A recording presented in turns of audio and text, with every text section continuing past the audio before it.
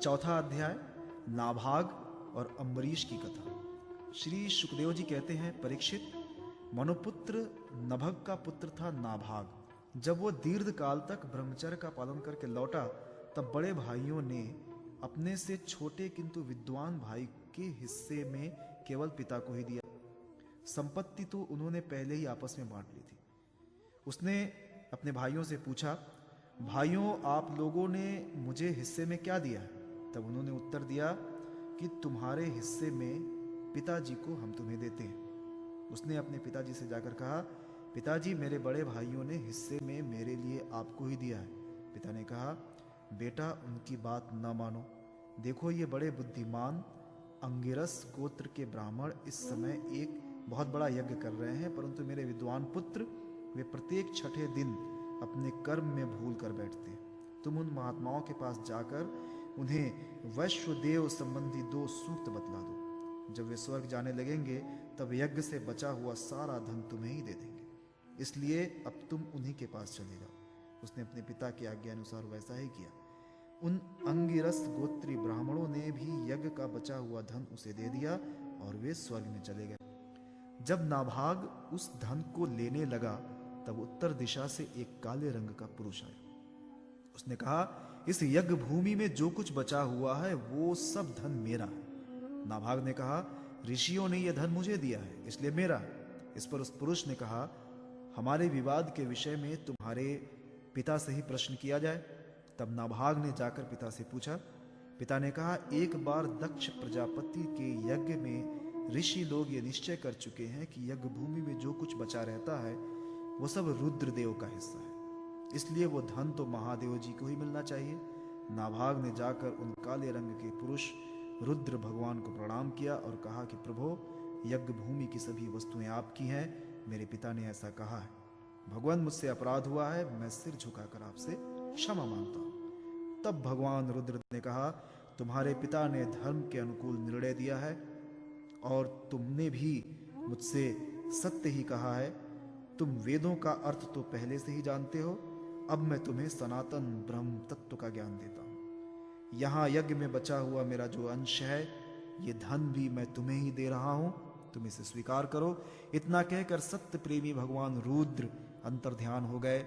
जो मनुष्य प्रातः और सायंकाल एकाग्रचित से इस आख्यान का स्मरण करता है, वो प्रतिभाशाली और वेदज्ञ तो होता ही है, साथ ही अपने स्वरूप को भी जान लेता है। नाभाग के पुत्र हुए अम्बरीश, वे भगवान के बड़े प्रेमी और उदार धर्मात्मा थे। जो ब्रह्मशाप कभी नहीं रोका जा सका, वो भी अम्बरीश का स्पर्श न कर सका। राजा परीक्षित ने पूछा, भगवान, मैं परम ज्ञानी राजश्री अम्बरीश का चरित्र सुनना चाहता हूं। ब्राह्मण ने क्रोधित होकर उन्हें ऐसा दंड दिया जो किसी प्रकार टाला नहीं जा सकता, परंतु वो भी उनका कुछ नहीं बिगाड़ सका। श्री सुखदेव जी ने कहा, परीक्षित, अम्बरीश बड़े भाग्यवान थे।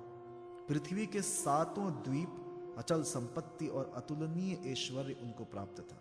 यद्यपि ये सब साधारण मनुष्यों के लिए अत्यंत दुर्लभ वस्तुएं हैं, फिर भी वे इन्हें स्वप्न तुल्य समझते थे, क्योंकि वे जानते थे कि जिस धन वैभव के लोभ में पड़कर मनुष्य घोर नरक में जाता है, वो केवल 4 दिन की चांदनी है। उसका दीपक तो बुझा बुझाया है। भगवान श्री कृष्ण में और उनके प्रेमी साधुओं में उनका परम प्रेम था। उस प्रेम के प्राप्त हो जाने पर तो ये सारा विश्व और इसकी समस्त संपत्तियां मिट्टी के ढेले के समान जान पड़ती हैं। उन्होंने अपने मन को श्री कृष्ण चंद्र के चरणारविंद युगल में, वाणी को भगवत गुणानुवर्णन में, हाथों के श्री हरि मंदिर के मार्जन सेवन में और अपने कानों को भगवान अच्युत की मंगलमयी कथा के श्रवण में लगा रखा। उन्होंने अपने नेत्र मुकुंद मूर्ति एवं मंदिरों के दर्शनों में, अंग संग भगवत भक्तों के शरीर स्पर्श में, नासिका उनके चरण कमलों पर चढ़ी श्रीमती तुलसी के दिव्य गंध में, और रसना जिह्वा को भगवान के प्रति अर्पित नैवेद्य प्रसाद में संलग्न कर दिया था। अम्बरीश के पैर भगवान के क्षेत्र आदि की पैदल यात्रा करने में लगे रहते और वे सिर से भगवान श्री कृष्ण के चरण कमलों की वंदना किया करते थे। राजा अम्बरीश ने माला, चंदन आदि भोग सामग्री को भगवान की सेवा में अर्पित कर दिया था। भोगने की इच्छा से नहीं, बल्कि इसलिए कि इससे वो भगवत प्रेम प्राप्त हो जो पवित्र कीर्ति भगवान के निज जनों में ही निवास करता है। इस प्रकार उन्होंने अपने सारे कर्म यज्ञ पुरुष इंद्रियातीत भगवान के प्रति उन्हें सर्वात्मा एवं सर्वस्वरूप समझकर समर्पित कर दिए थे और भगवत भक्त ब्राह्मणों की आज्ञा के अनुसार वे इस पृथ्वी का शासन करते थे। उन्होंने धन्व नाम के निर्जल देश में सरस्वती नदी के प्रवाह के सामने वशिष्ठ, असित, गौतम और भिन्न भिन्न आचार्यों द्वारा महान ऐश्वर्य के कारण सर्वांग परिपूर्ण तथा बड़ी बड़ी दक्षिणा वाले अनेकों अश्वमेघ यज्ञ करके यज्ञाधिपति भगवान की आराधना की थी। उनके यज्ञों में देवताओं के साथ जब सदस्य और ऋत्विज बैठ जाते थे तब उनकी पलकें नहीं पड़ती थीं और वे अपने सुंदर वस्त्र और वैसे ही रूप के कारण देवताओं के समान दिखाई पड़ते थे। उनकी प्रजा महात्माओं के द्वारा गाए हुए भगवान के उत्तम चरित्रों का किसी समय बड़े प्रेम से श्रवण करती और किसी समय उनका गान किया करती थी। इस प्रकार उनके राज्य के मनुष्य देवताओं के अत्यंत प्यारे स्वर्ग की भी इच्छा नहीं करते। वे अपने हृदय में अनंत प्रेम का दान करने वाले श्री हरि का नित्य निरंतर दर्शन करते रहते थे, इसलिए उन लोगों को वो भोग सामग्री भी हर्षित नहीं कर पाती थी जो बड़े बड़े सिद्धों को भी दुर्लभ है। वे वस्तुएं उनके आत्मानंद के सामने अत्यंत तुच्छ और तिरस्कृत थी। राजा अम्बरीश इस प्रकार तपस्या से युक्त भक्ति योग और प्रजापालन स्वरूप स्वधर्म के द्वारा भगवान को प्रसन्न करने लगे और धीरे धीरे उन्होंने सब प्रकार की आसक्तियों का परित्याग कर दिया। घर, स्त्री, पुरुष, भाई बंधु, बड़े बड़े हाथी, रथ, घोड़े एवं पैदलों की चतुरंगिनी सेना, अक्षय रत्न, आभूषण और आयुध आदि समस्त वस्तुएं तथा कभी समाप्त न होने वाले कोशों के संबंध में उनका ऐसा दृढ़ निश्चय था कि वे सब के सब असत्य हैं। उनकी अनन्य प्रेममयी भक्ति से प्रसन्न होकर भगवान ने उनकी रक्षा के लिए सुदर्शन चक्र को नियुक्त कर दिया था, जो विरोधियों को भयभीत करने वाला एवं भगवत भक्तों की रक्षा करने वाला है। राजा अम्बरीश की पत्नी भी उन्हीं के समान धर्मशील, संसार से विरक्त एवं भक्ति परायण थी। एक बार उन्होंने अपनी पत्नी के साथ भगवान श्री कृष्ण की आराधना करने के लिए 1 वर्ष तक द्वादशी प्रधान एकादशी व्रत करने का नियम ग्रहण किया। व्रत की समाप्ति होने पर कार्तिक महीने में उन्होंने 3 रात का उपवास किया और एक दिन यमुना जी में स्नान करके मधुवन में भगवान श्री कृष्ण की पूजा की। उन्होंने महाभिषेक की विधि से सब प्रकार सामग्री और संपत्ति द्वारा भगवान का अभिषेक किया और हृदय से तन्मय होकर वस्त्र, आभूषण, चंदन, माला एवं अर्घ्य आदि के द्वारा उनकी पूजा की। यद्यपि महाभाग्यवान ब्राह्मणों को इस पूजा की कोई आवश्यकता नहीं थी, स्वयं ही उनकी सारी कामनाएं पूर्ण हो चुकी थी, वे सिद्ध थे। तथापि राजा अम्बरीश ने भक्ति भाव से उनका पूजन किया। तत्पश्चात पहले ब्राह्मणों को स्वादिष्ट और अत्यंत गुणकारी भोजन कराकर उन लोगों के घर 60 करोड़ गौवें सुसज्जित करके भेज दी। उन गौओं के सींग स्वर्ण से और खुर चांदी से मढ़े हुए थे। सुंदर सुंदर वस्त्र उन्हें ओढ़ा दिए गए थे। वे गौवें बड़ी सुशील, छोटी अवस्था की, देखने में सुंदर, बछड़े वाली और खूब दूध देने वाली थी। उनके साथ दूहने की उपयुक्त सामग्री भी उन्होंने भिजवा दी थी। जब ब्राह्मणों को सब कुछ मिल चुका तब राजा ने उन लोगों से आज्ञा लेकर व्रत का पालन करने की तैयारी की। उसी समय शाप और वरदान देने में समर्थ स्वयं दुर्वासा जी भी उनके यहाँ अतिथि के रूप में पधारे। राजा अम्बरीश उन्हें देखते ही उठकर खड़े हो गए, आसन देकर बैठाया और विविध सामग्रियों से अतिथि के रूप में आए हुए दुर्वासा जी की पूजा की। उनके चरणों में प्रणाम करके अम्बरीश ने भोजन के लिए प्रार्थना की। दुर्वासा जी ने अम्बरीश की प्रार्थना स्वीकार कर ली और इसके बाद आवश्यक कर्मों से निवृत्त होने के लिए वे नदी तट पर चले गए। वे ब्रह्म का ध्यान करते हुए यमुना के पवित्र जल में स्नान करने लगे। इधर द्वादशी केवल घड़ी भर शेष रह गई थी। धर्मज्ञ अम्बरीश ने धर्म संकट में पड़कर ब्राह्मणों के साथ परामर्श किया। उन्होंने कहा, ब्राह्मण देवताओं, ब्राह्मणों को बिना भोजन कराए स्वयं खा लेना और द्वादशी रहते पारण न करना दोनों ही दोष है। इसलिए इस समय जैसा करने में मेरी भलाई हो और मुझे पाप न लगे ऐसा काम करना चाहिए। तब ब्राह्मणों के साथ विचार करके उन्होंने कहा, ब्राह्मणों, श्रुतियों में ऐसा कहा गया है कि जल पी लेना भोजन करना भी है नहीं भी करना है, इसलिए इस समय केवल जल से पारण किए लेता हूं। ऐसा निश्चय करके मन ही मन भगवान का चिंतन करते हुए राजश्री अम्बरीश ने जल पी लिया। और परीक्षित, वे केवल दुर्वासा जी के आने की बाट देखने लगे।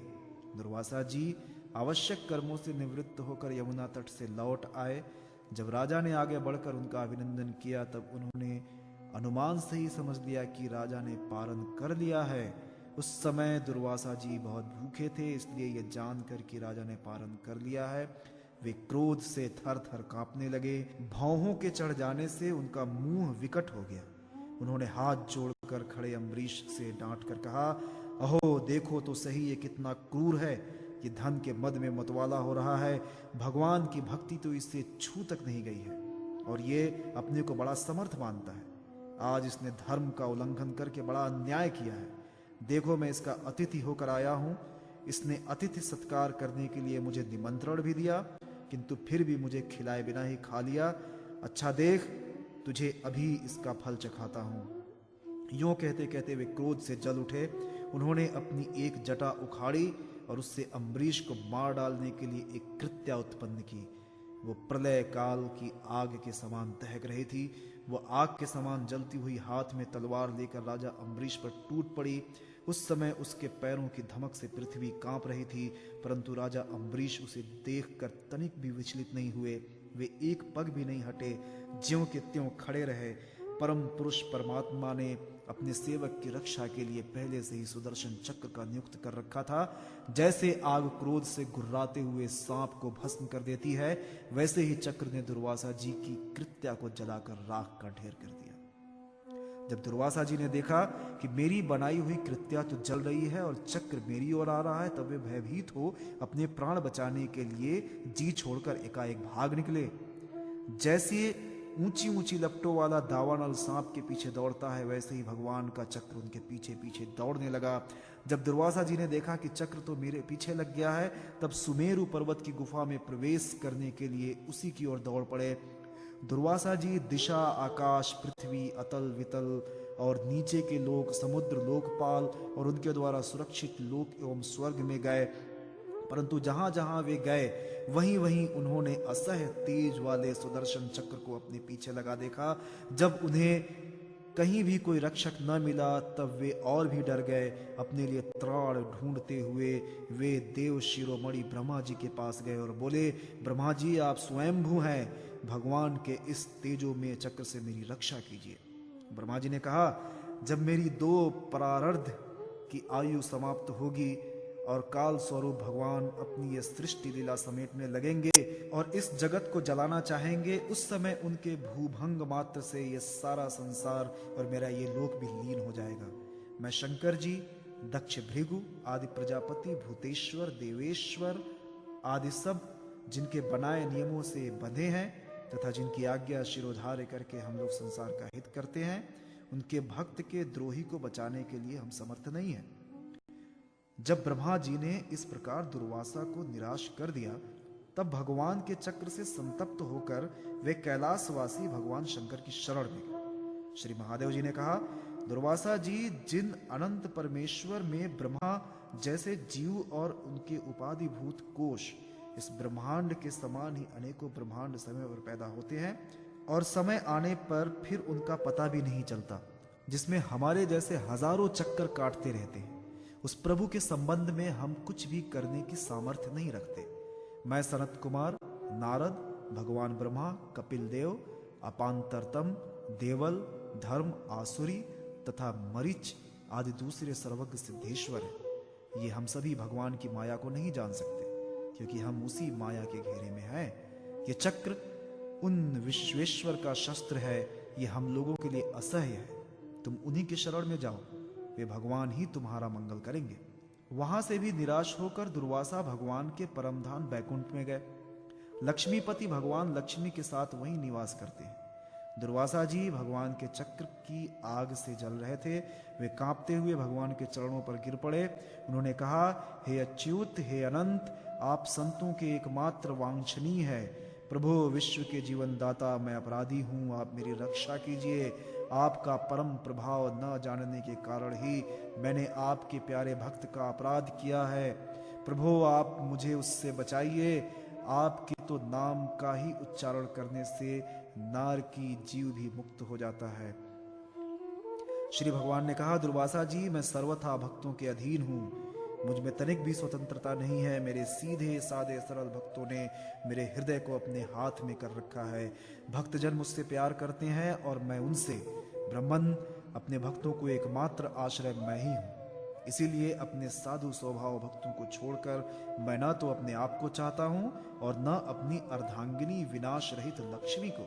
जो भक्त स्त्री, पुत्र, गृह, गुरुजन, प्राण, धन, यह लोक और परलोक सबको छोड़कर केवल मेरी शरण में आ गए हैं, उन्हें छोड़ने का संकल्प भी मैं कैसे कर सकता हूँ। जैसे सती स्त्री अपने पातिव्रत से सदाचारी पति को वश में कर लेती है, वैसे ही मेरे साथ अपने हृदय को प्रेम बंधन से बांध रखने वाले समदर्शी साधु भक्ति के द्वारा मुझे अपने वश में कर लेते हैं। मेरे अनन्य प्रेमी भक्त सेवा से ही अपने को परिपूर्ण कृतकृत्य मानते हैं। मेरी सेवा के फलस्वरूप जब उन्हें सालोक्य, सारूप्य आदि मुक्तियां प्राप्त होती हैं, तब वे उन्हें भी स्वीकार करना नहीं चाहते। फिर समय के फेर से नष्ट हो जाने वाली वस्तुओं की तो बात ही क्या है। दुर्वासा जी, मैं आपसे और क्या कहूँ। मेरे प्रेमी भक्त तो मेरे हृदय हैं और उन प्रेमी हृदयों का हृदय मैं स्वयं हूँ। वे मेरे अतिरिक्त और कुछ भी नहीं जानते तथा मैं उनके अतिरिक्त और कुछ भी नहीं जानता। दुर्वासा जी, सुनिए, मैं आपको एक उपाय बताता हूँ जिसका अनिष्ट करने से आपको इस विपत्ति में पड़ना पड़ा है। आप उसी के पास जाइए। निरपराध साधुओं के अनिष्ट की चेष्टा से अनिष्ट करने वालों का ही अमंगल होता है। इसमें संदेह नहीं कि ब्राह्मणों के लिए तपस्या और विधा परम कल्याण के साधन है, परंतु यदि ब्राह्मण उद्दंड और अन्यायी हो जाए तो वे ही दोनों उल्टा फल देने लगते हैं। दुर्वासा जी, आपका कल्याण हो। आप नाभाग नंदन परम भाग्यशाली राजा अम्बरीश के पास जाइए और उनसे क्षमा मांगिए, तब आपको शांति मिलेगी।